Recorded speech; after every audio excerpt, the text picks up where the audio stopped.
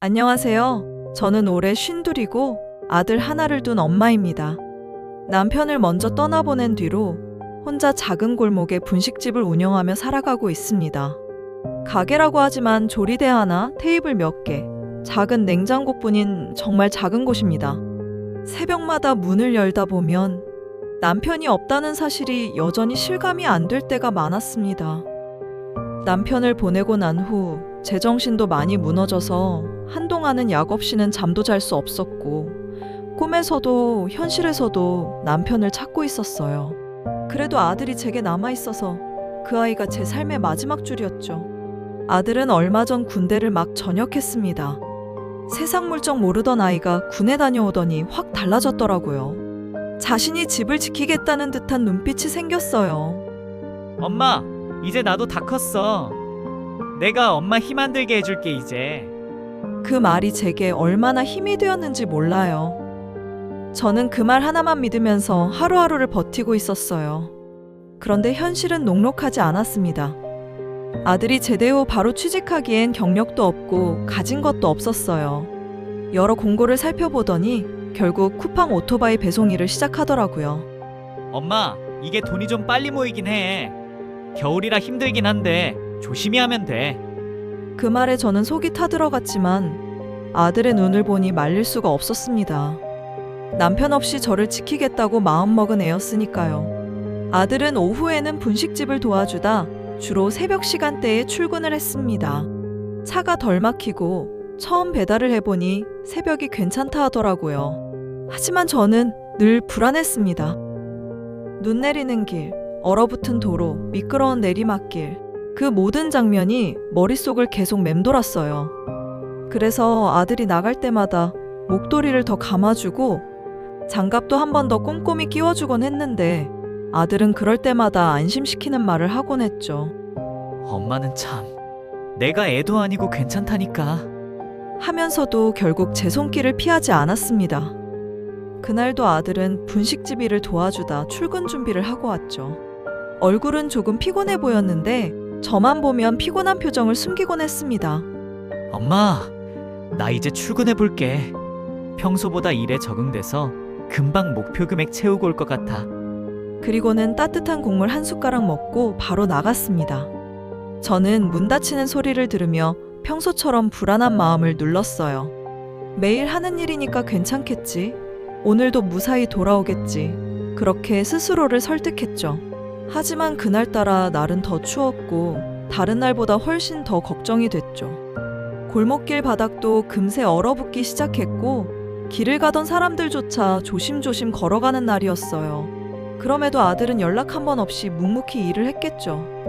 원래 연락을 자주 하는 성격이 아니니까요. 저는 분식집 안에서 음식을 만들다가 손님이 없는 틈에 아들에게 메시지를 보냈습니다. 조심해서 일하고 아들, 오늘은 바람이 많이 부네. 하지만 답장은 오지 않았어요. 밤이 깊어지자 저는 의자를 붙여놓고 잠깐 눈을 붙였습니다. 피곤해서라기보다 불안해서 잠이 들어버린 느낌이었죠. 아들이 올 때 나는 문 여는 소리에 깨려고 귀를 세우고 자는 잠이었습니다. 그런데 아들은 오지 않았습니다. 새벽 5시가 되어 분식집 문을 닫고 집으로 돌아왔는데 아들 방은 비어 있었어요. 혹시나 늦게 끝났나 싶어 전화해봤지만 통화는 연결되지 않았습니다. 그래도 저는 무슨 일인지 몰랐기에 조금 걱정되면서도 한 번씩 같이 배달하시는 분이랑 쉬다가 들어올 때도 있으니까 라고 스스로를 안심시키려 애썼어요. 그렇게 불안과 피곤 속에서 결국 잠이 들었습니다. 그리고 아침 7시쯤 낯선 번호로 전화가 왔어요. 반쯤 잠든 상태로 전화를 받았는데 상대방이 조심스럽게 말했습니다. 땡땡씨 보호자분 맞으시죠? 지금 병원으로 빨리 오셔야 합니다. 그 말에 잠이 확 깨고 심장이 요동쳤어요. 저는 무슨 일이냐고 물었지만 상대방은 자세한 설명을 하지 못한 채 위치만 알려주더라고요. 순간 너무 무서워서 발이 안 떨어졌습니다. 하지만 그럴수록 뛰어야 했습니다. 더 늦으면 안 될 것 같아서요. 병원에 도착했을 때 의료진 몇 명이 저를 보고 서로 눈빛을 주고받았습니다. 제가 상황을 묻기가 무섭게 한 의사분이 조심스럽게 말을 꺼냈어요. 아드님께서 새벽에 사고를 당하신 것으로 보입니다. 발견된 시간이 늦기도 했고 지금 상태가 좋지 않습니다. 저는 그 말이 무슨 뜻인지 이해하려고 노력했지만 이미 머릿속은 하얘졌고 다리가 풀려버렸습니다. 경찰이 이어 설명했습니다. 얼어붙은 도로 내리막에서 미끄러진 것으로 추정된다고 했습니다.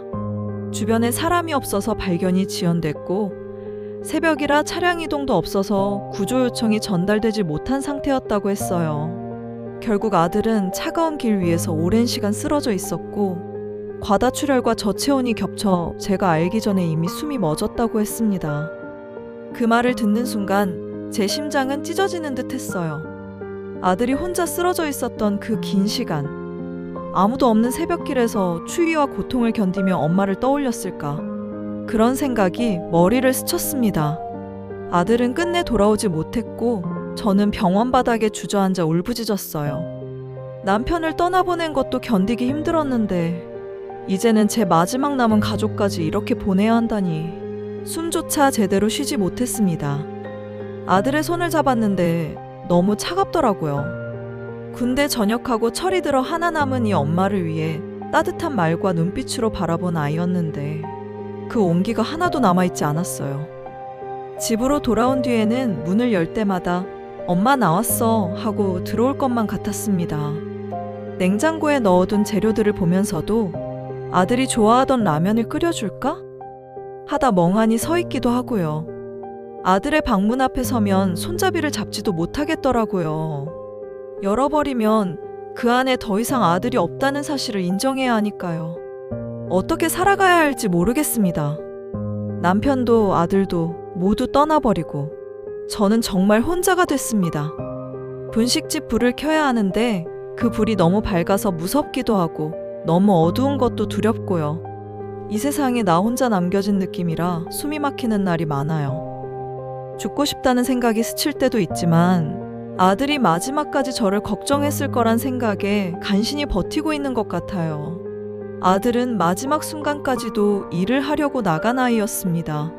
저 때문에, 우리 집 때문에 더 나은 미래를 만들고 싶어서 눈 오는 새벽에도 오토바이를 타고 나갔던 제 아들이었어요. 그 아이를 이렇게 떠나보낸 제가 앞으로 어떻게 살아가야 할지 모르겠지만 그래도 아들이 하늘 어딘가에서 보고 있을 거라고 믿으면서 하루하루 버텨보려고 합니다.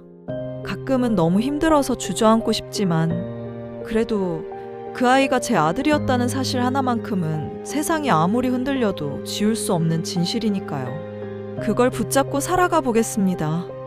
복잡한 심정에 조금이나마 위로를 받고 싶어 신청했습니다. 이야기 들어주셔서 감사합니다. 여러분들의 사연을 기반으로 더 생생하고 몰입감 있는 이야기로 각색해 들려드립니다. 많은 제보 부탁드립니다. 감사합니다.